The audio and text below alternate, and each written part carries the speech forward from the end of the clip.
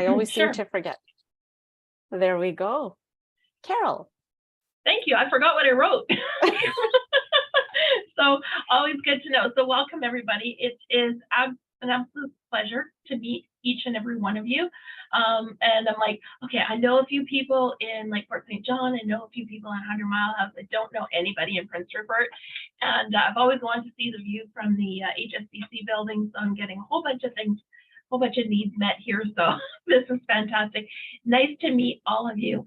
As Sarita said, I am an international business coach. I have my own coaching practice called Business Growth Coach, where I work with COOs and their peer executives to help get their businesses back end systems in order to enhance profitability and strategize for growth. I also subcontract for a company called Profit for Contractors, where I work with contractors specifically all across North America and in Great Britain to do the same thing, to get their back-end systems in order to enhance profitability and strategize for growth. Not that this is going to become a financial call, but if we're not making money, we don't have a business. So the other part of what I do, or what I have done for the last 15 years or so, is the energetic. So I actually am a spiritualist minister. Graduated with a Bachelor in Metaphysical Sciences. Just for fun, on the weekends, I am a wedding officiant as well. So lots of fun stuff. So today's conversation is about taking these two worlds and seeing where they meet, right?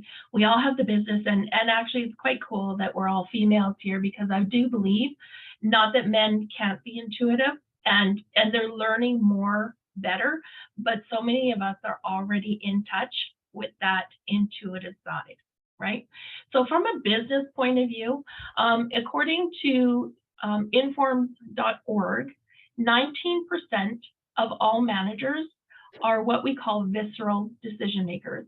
So we actually feel it, sense it, know it in our bodies, and they rely on that exclusively to make their decisions.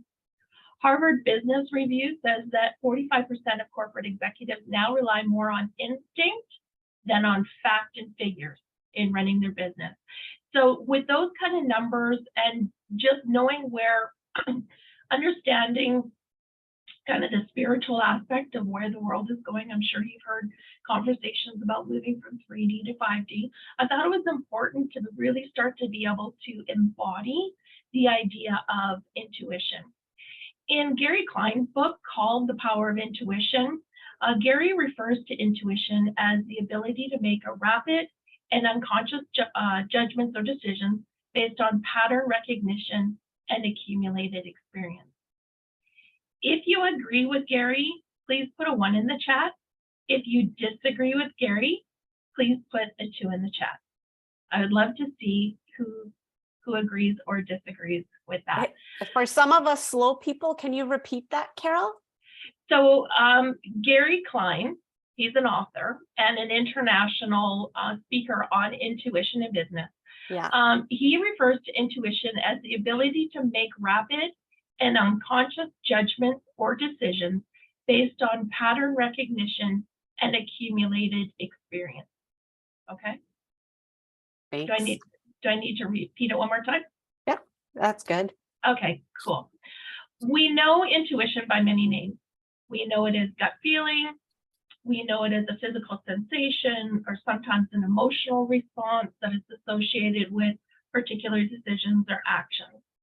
It is often described as a feeling, I have a pit in the bottom of my stomach, and is often considered to be an unconscious and emotional response to a situation. It also sometimes is called the inner voice, which refers to the sense that you have an inner voice guiding you or providing you with insight and guidance. Okay, I see that everybody agrees with Gary. We've also heard people talk about the sixth sense, referring to ideas that intuition is kind of this sixth sense that goes beyond our 5 physical senses, right? It's also been referred to as instinct, which refers to the innate and automatic response to a situation, which can be based in past experiences. Okay, I'm going to check your ones. Everybody agrees with him. Well, I don't. I absolutely do not agree with me. And when it comes to Mr. Klein's assessment, I disagree. So I guess that means I'm disagreeing with all of you guys. I don't know. Should I be afraid? You wanted to put 2 in for fun just to be the disturber. Got it. Well, Yeah. I'm going to be the disturber here. And you felt, Cecilia felt like there was more to it than that. And Marianne was actually going to put 3. So give me another answer, right? Awesome. Well, I totally disagree. His description of intuition, and this guy is an international guy, right? Too scientific. We're women, right? So there you go. Right. I totally agree. His description of intuition leads me to believe that he has never, ever had an intuitive moment in his entire life, because intuition is way deeper than that, right? And to Cecilia's point of view, yeah, there's definitely way more to it. And intuition is way deeper, and it's a thing that one knows or considers likely, if that makes sense. It comes from instinctive feeling rather than conscious reasoning. Okay, and we're going to talk about how this flows through the body. We'll get there, okay? Can intuition sometimes be based in a pattern recognition or cumulative experiences? Sure, it can. And that's why it's called cumulative experiences. To people, these experiences known as a keen sense, sure. And that too is also based in experience. We as people throughout history, we have always, in general, looked to put our faith in mystical forces. And I don't believe that mystical or that intuition is a mystical force, but it definitely is a deep ingrained power. So let's get a clearer picture of what it is and what it isn't, and how we can use it moving forward. To understand intuition better, you need to understand how it actually works in the body.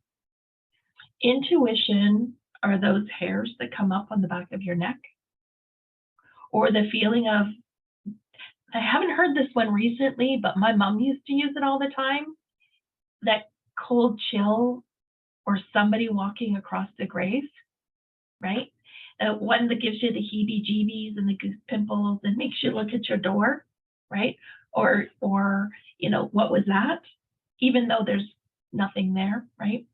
Intuition can also feel like joy for no reason, or this impending sense of celebration. But as far as you know, there's nothing there to celebrate. And this actually is coming up for me big time these days. I am feeling like there is something in front of me that I'm about to step up into that is going to just expand and explode my life. Do I have any reason to feel that way? No. Do I have anything extraordinary going on in the background that I haven't shared with you guys? No. So where is this coming from? Where is this sense of, I want to make sure that I have all my ducks in a row, because I know that this thing is here for me. Is anybody experiencing anything like that right now? Where they just know that something's getting ready just for them? Cecilia, I like to tell myself yes. Mm-hmm. Something Cecilia, amazing. I see you nodding your head. Is there something that's coming up right for you? Well, I've always got a feeling that things are just sort of, working in my favor ultimately. And my mind is always like doubt and worry and fear. But when I reflect inwards, I'm always feeling like there is something that, the parts that I have no control over are just gonna come together naturally. They're all aligning to support you. Yeah. Fantastic. Megan, you do? Do you want to share? Oh, is she there? Yeah, hi. Oh, I there you just are. Yeah.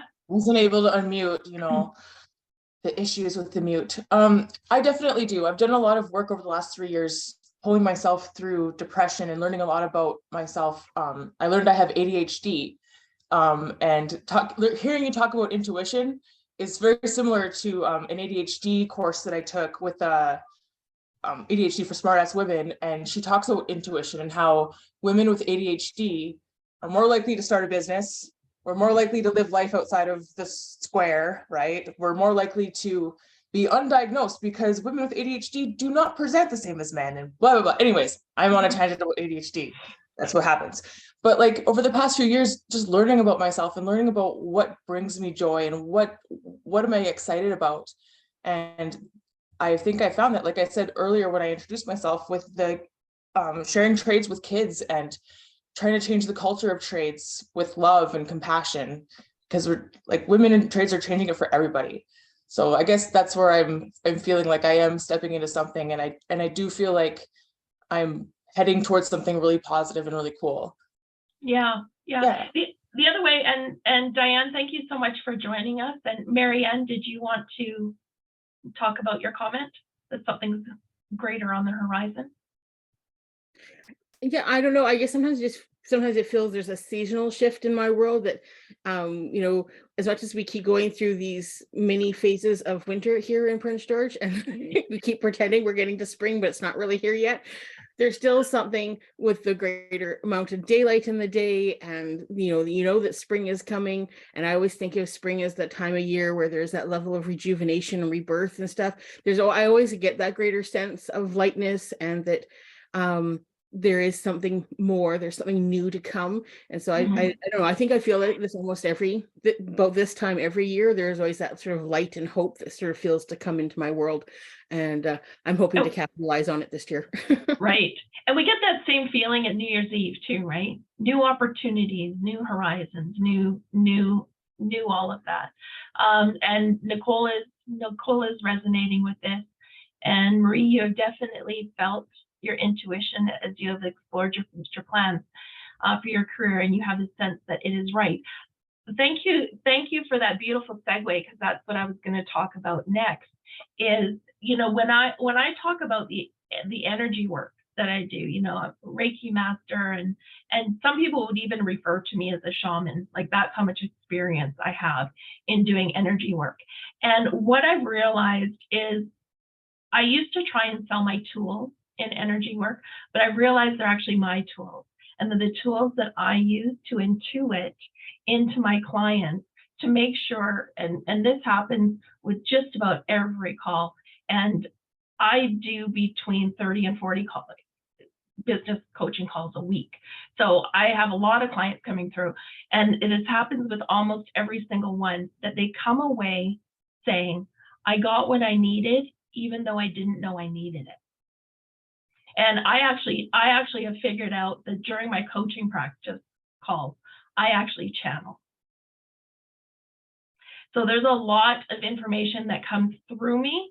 And yes, I do have to keep notes, and it's a good thing, because some of the calls, I'll be completely honest with you, I have a challenge remembering what they all are about in their entirety. Snippets, absolutely. And here's the thing. Everybody's getting exactly what they need. And so I know that whatever was delivered to them through me was for their greater good, right?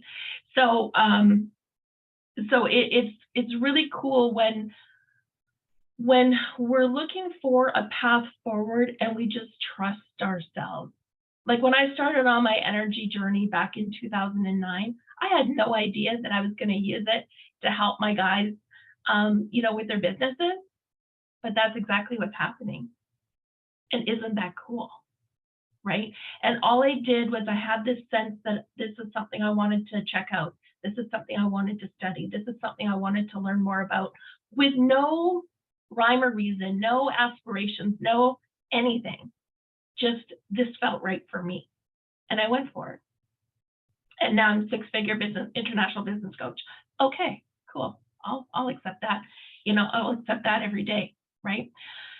getting back to what we were talking about, Megan, beautiful, thank you. Hi, Cindy, welcome, welcome. You're not that late, you're good. Welcome, come on in. Getting back to what I was talking about. So do we all recognize that our bodies are supported by an energy field? Yeah. Yeah. And quantum physics is really starting to, kind of hit the science on this and really starting to prove it. This is something we all knew. So veins and arteries and even our lymph system, they course through our bodies all day long. And so do other channels. These channels are known as chakras and meridians. And if you don't know what they are, that's fine. Just know that they're energy channels in the body. And these are the very channels that your acupuncture guy and your acupressure person base their work on. So, whether you know how they work, doesn't matter. Just know that they're there. And these, all of these channels throughout our bodies serve to carry information, including the information that comes through our proprioceptive nervous system. So that's the nervous system, quite often referred to as the aura, that piece of energy that extends outside of our body. Though, a lot, again, we talked about the heebie-jeebies, and we talked about, feeling as though something's there. Something goes through our proprioceptive nervous system. And when we are receiving this kind of information, I want you to know that your intuition is primed. At those points, your intuition is absolutely primed. Now, couple this visceral ability with common sense and cumulative experience, and you now have an incredibly powerful edge in the workplace when you know how to use it. So it's not really mystical forces. However, it is a very practical and powerful force, which gives you an edge that is particularly useful in uncertain, high stakes, and fast-paced environments. So we've talked a little bit already about what are some of the signs of intuition.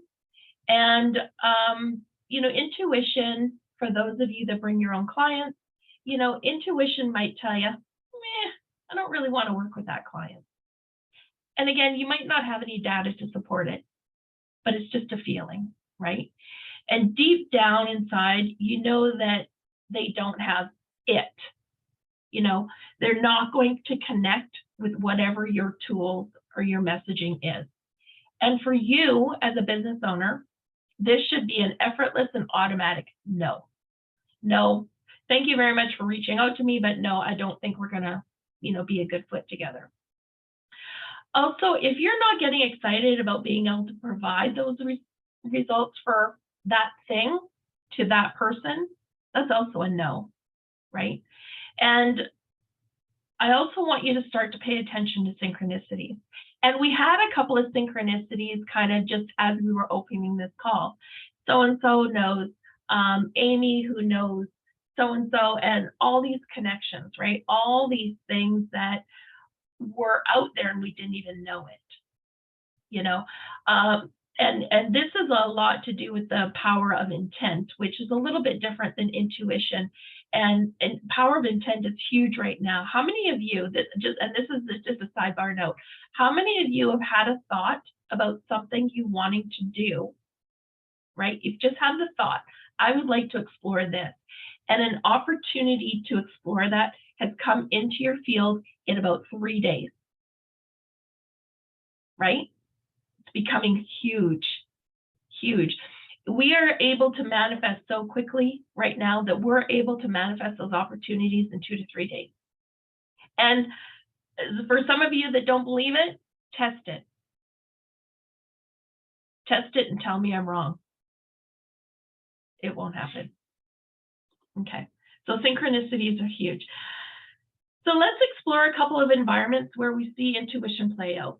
So doctors hearing a patient complaint, they've been known to use intuition to lead their diagnosis in a direction that might not make sense at the time.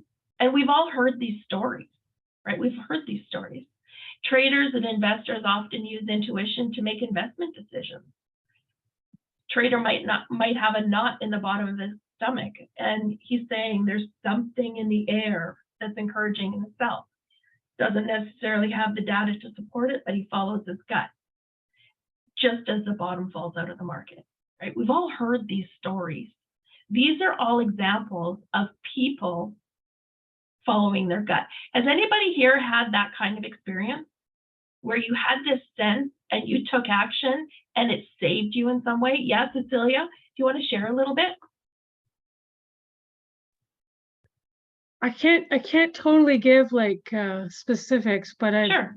you know, all along the way in my life, I've definitely noticed when I'm like, wait a minute, and then sure enough, you know, like even going from say, oh, we have to make this drive somewhere, and I'm like, and then other things are coming up to prevent it from happening, and then just where you would have been at that time, there's a car accident or something, you know, and it's like that actually could have been me, right, or whatever, right, things like that, and just not having a perfect plan in place, but like everything just falling into place naturally without having to do a thing. Like that's usually how things go. I'm like, I have no idea if it's gonna work, and then it does. And then it does. I'm like, how come I can't do that more often? All the time, every day. Come on. Right. I would love to know how Diane would fit into that model, you know, with her event planning, right? Where everything's planned down to the minute. It's unfortunate she had to leave. So, okay, good. Anybody else have those kind of experiences? No, we're all good. We're all good. Yeah, I had one on the tip of my tongue, and I forget what it is now. So that's okay. Intuition allows you to quickly process and analyze large amounts of information and make decisions. Here's the key: on your first instinct. Right? We all might like to be that person whose intuition is always on point, and this can result in just saying the right thing that a client needs to hear when they need to hear it. Knowing when something's off with a coworker and stepping in to lend them a kind word or a helping hand just when they need it most. Or to your point, Cecilia, accidentally making the wrong turn on your way to work, which you do every single day, except those of us that work from home. Even though you drive the route every single day, you find out that you avoided an accident, right? So these things happen to us day in and day out. And utilizing intuition is incredibly natural for all of us.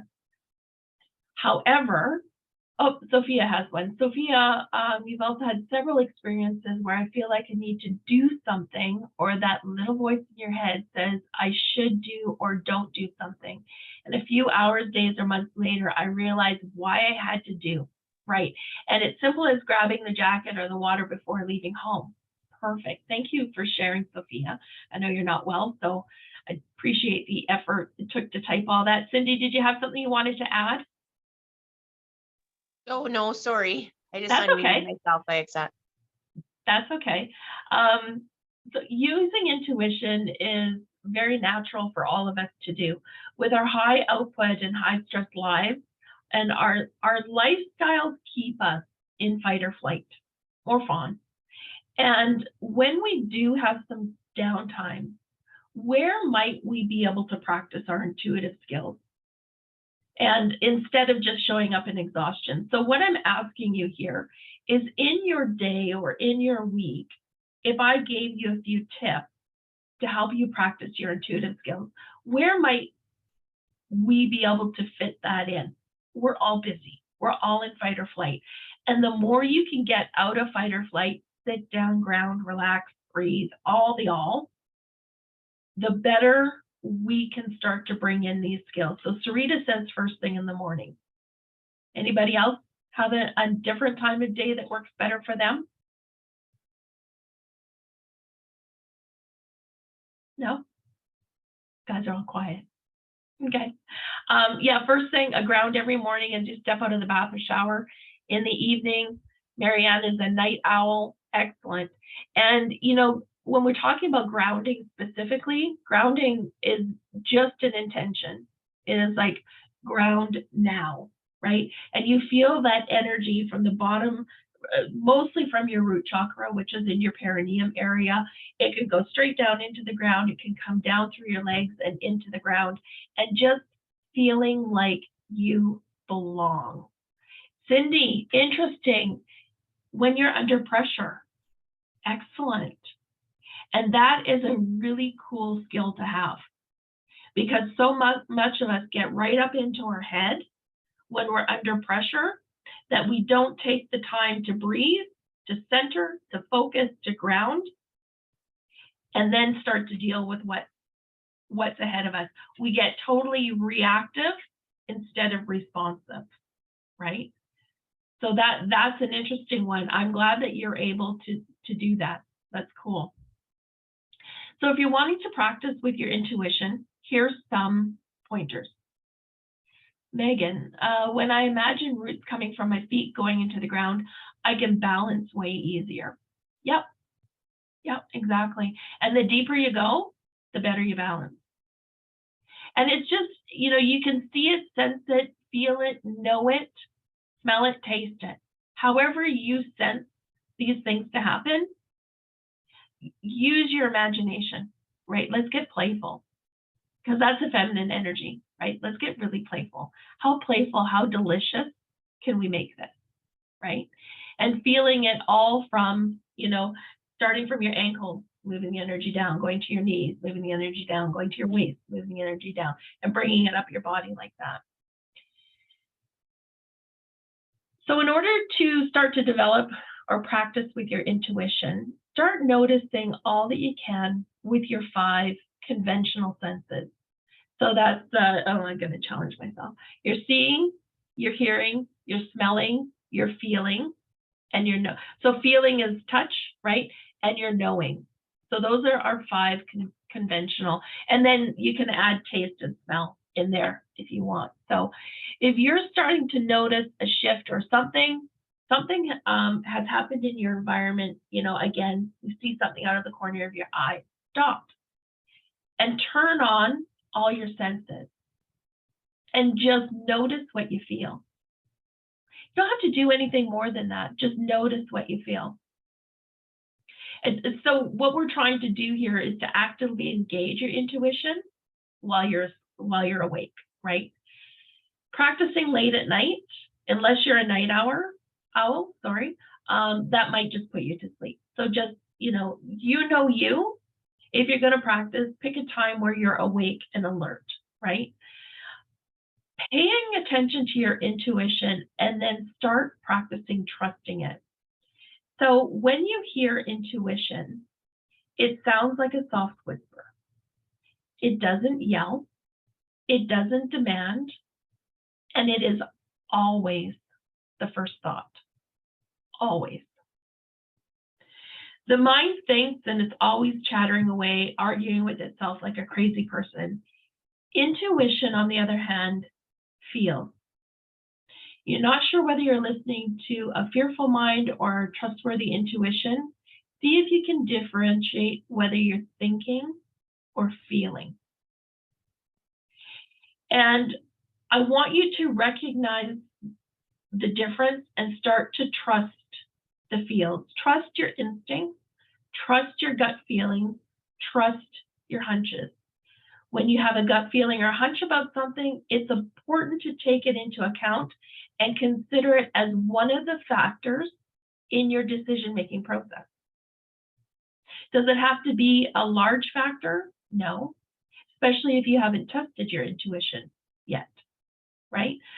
But definitely make it a considering factor. When you're in a high stakes or fast-paced environment, it can be easy to get caught up in the moment. And I feel like we've talked about this a little bit already. To use your intuition effectively, it's important for you to take a step back.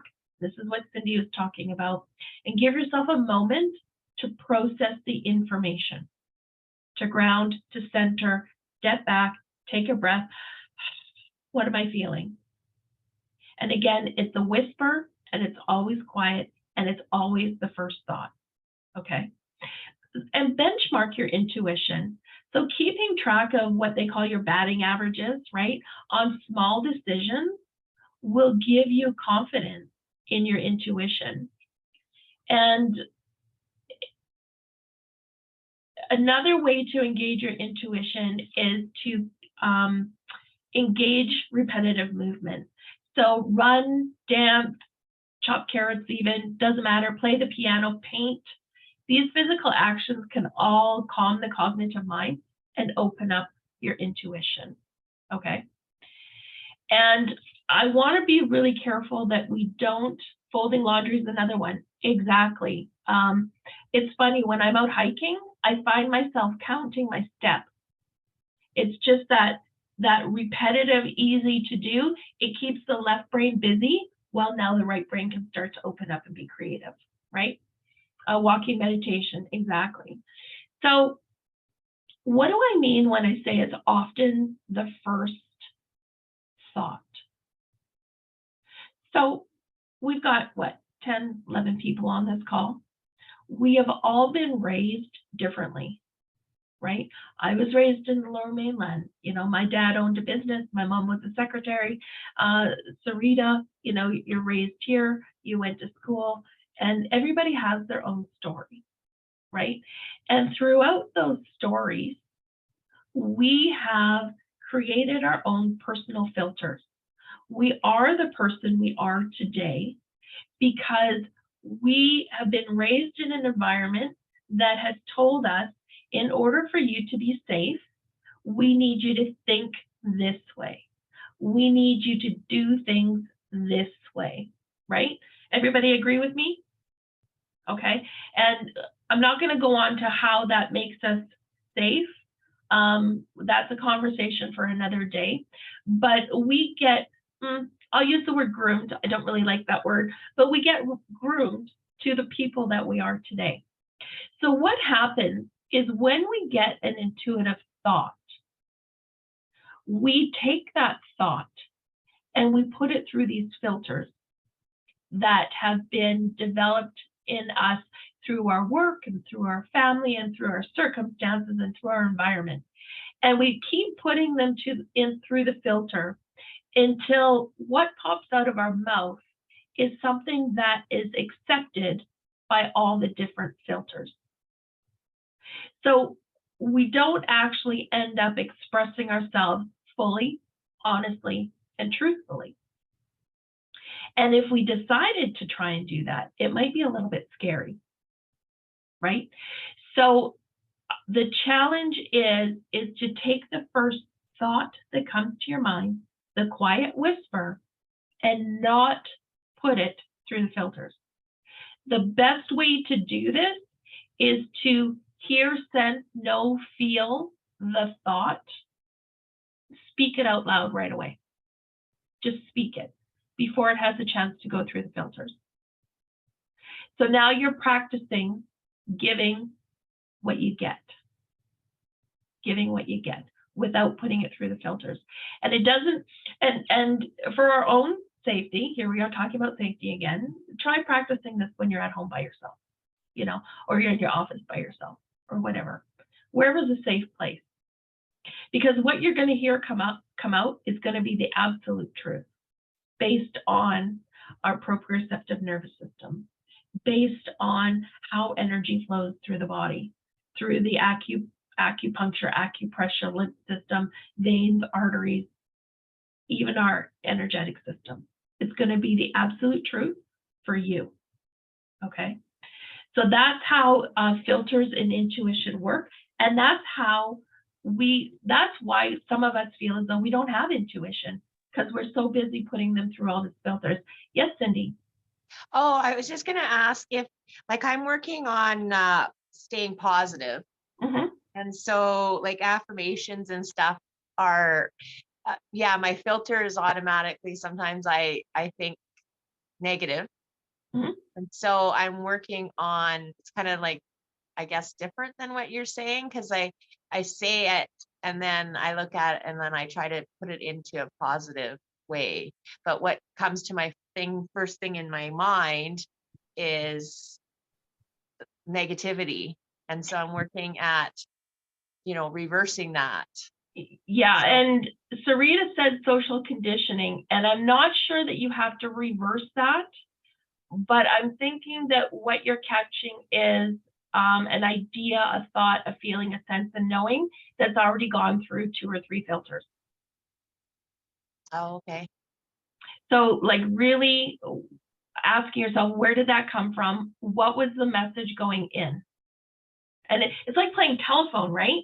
Like you get this message and then you whisper it to the one guy and you whisper it to the next guy and you whisper it to the next guy. And by the time it goes through all the filters, it comes out as something completely different, right?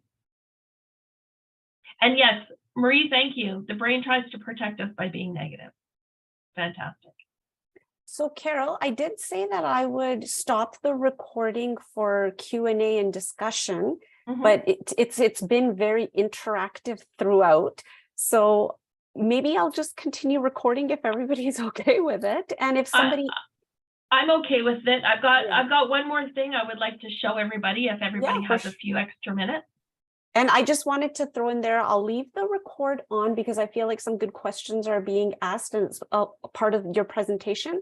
But if someone's not comfortable asking something, just send me a private message and I can ask for you. How's that? Or even I can throw my email into the chat as well. And if anybody wants to ask me directly, absolutely reach out. For sure. Okay. And everybody else on here too, feel free to share your contact information, whether it's on LinkedIn and whatnot. I forgot to mention that earlier.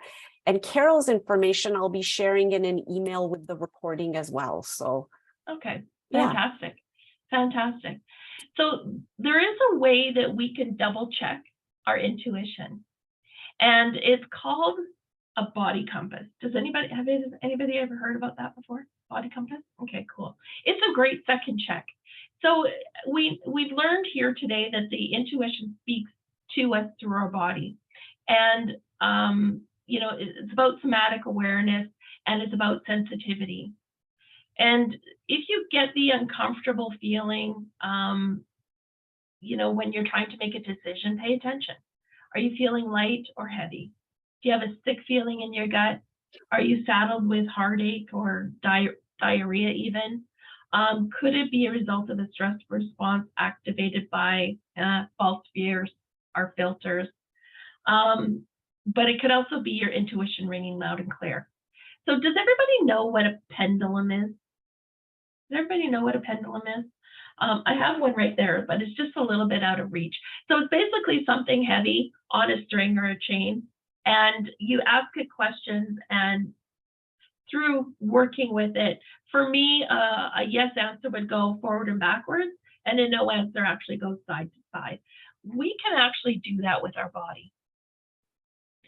So if you ground, breathe, center, and ask the question, I heard this from my intuition. Is this correct? And again, for me, when I use my body as a pendulum, I actually sway forward for yes, and I sway backwards for no. So I would suggest that you calibrate your body first and ask it, show me a no. And you might go left, you might go right, whatever it wants to do, allow it to show you. Show me what a yes is. Allow it to show you. Now you've calibrated. And then you can ask the question, I've received this information from my intuition. I would like to double check. State your phrase correct? Yes or no? I use this. So when I'm shopping and kind of just out spending money for no reason whatsoever, and I pretend that I have something on my list, I'll actually go to the door of a shop and ask myself, does this shop have this? And I'll get a yes or a no. And I test it and I go in. If I get a no and I go in, sure enough, they don't have it. It's pretty cool. Pretty cool. Megan, you say your Auntie Sandy used to do muscle testing. Yeah, exactly. Muscle testing. This sounds like that. It's exactly that. It's just a way to do it on yourself. without, trying to, figure out how much pressure you need to have on these types of activities, right? You've used this technique sometimes. I've never heard to calibrate before though. Yeah, you always have to calibrate, right? Just to double check. So is that something that people would be willing to try? Because here's the thing, like you can be so quiet about it. Like you can be like a little mouse. And you don't have to even say it out loud. You can say it to yourself in your mind. So if you're standing there in the mall and it's like, does this shop have something I need? A silly example, I know, but it's easy, right? Test it. For So me, Carol, for yes, yeah. I was going to say, just on that note, like I do silly little things, like say if I'm driving and I'm in a parking lot, I'll drive to like the front, as close to the entrance as I can get, even though it's packed. And I'm like, no, there'll be a spot available for me. More times than not, I'll have a spot. So my cousin can manifest parking spaces like you wouldn't believe. yeah. So just when you said the grocery store and you called it a silly example, I'm like, hey, I've got another silly one. Right. Sophia, I think you're clapping. That's cool. Crystal, you would like to try that. Just remember to calibrate first. It's really simple, really simple. And Cecilia has posted her contact information there for all your origami designs and for your baking needs. Excellent. So to be good at intuition, you must become a really good observer of self. Can everybody see how, as we get good at intuition, how we can start to utilize it in our business for business making decisions? And not to make 100% of our decisions based on 100% intuition, but really start to use it as a metric, right? Really start to use it as a tool. Yes, Cindy.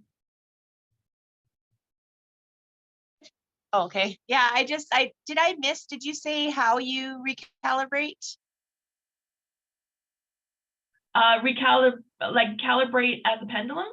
You just ask, show me a yes and wait for the response, and show me a no. And that's the key. You have to wait for the response. You can't force it. Oh, okay. I heard you say something that you had to recalibrate. That's what it means. You have to ask it. Okay. Thank you. Yeah, you're welcome. So becoming a self-observer will also allow you to be thoughtful and practical and pragmatic when reflecting on the same types of events in the future.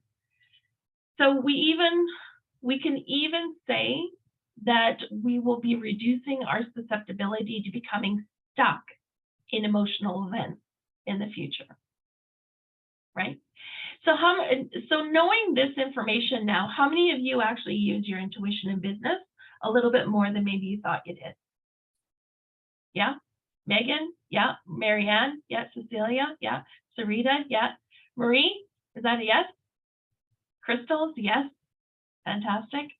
Okay, and is it all working out for you? Is there any pain points when it comes to using intuition?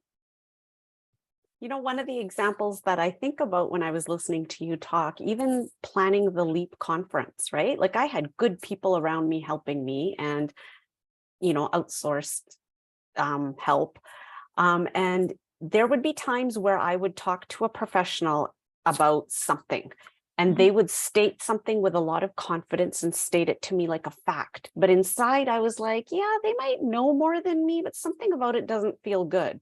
So just further to the point that somebody else made earlier, it's, when you're feeling under pressure, I do my best work. Like if I allow that, like if I just step back and allow myself to sort of process it, what is it that I don't like about this? And if I listen to whatever it is my inside's trying to tell me, I usually end up feeling better and looking back, end up making the right decision that I'm happy with. Right. So that is an excellent end result. And in my experience, that happened, the excellent end result happened more often than no results or poor results. So fantastic. So, so just to wrap things up, intuition is a natural ability and it can be honed and developed through practice. And by just experiencing it, paying attention to our intuition and trusting it, we gain confidence in our decisions and grow to rely on it more. By actively exposing ourselves to new experiences, diverse perspectives, and learning opportunities, we can also improve our intuition by expanding our knowledge and understanding. Intuition can be improved by practicing and reflecting on decision-making process and being open to feedback, which will help identify potential biases and improve the effectiveness of intuition-based decisions moving forward. So thank you so much for sitting through this and listening to me talk about bringing my two worlds together and seeing how they collide. Does anybody have any specific questions on any points I brought up? No? No? Don't be shy. Don't be shy. Don't be shy. Okay.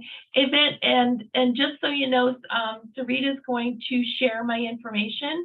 I do have an opportunity on my website for you to book in, for a 30-minute